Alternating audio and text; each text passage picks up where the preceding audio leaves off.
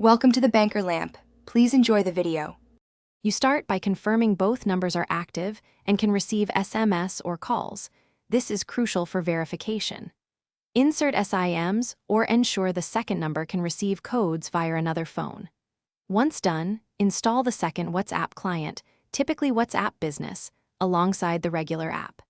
Make sure you back up any existing chats before proceeding, because you will verify and replace accounts and you don't want to lose messages. Next, you verify the second number inside the second WhatsApp app. Enter the number exactly and choose SMS or call to receive the one-time code. This confirms ownership. If the number is on another device, forward the code or use call verification.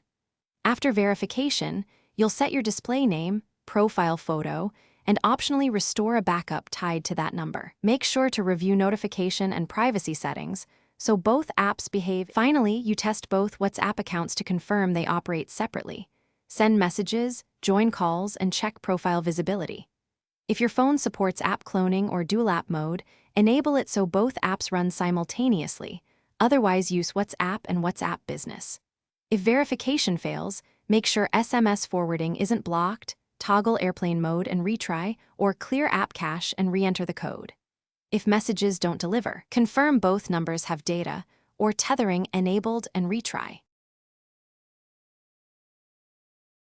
Thanks for watching. If this was helpful, leave a like and consider subscribing. See you next time.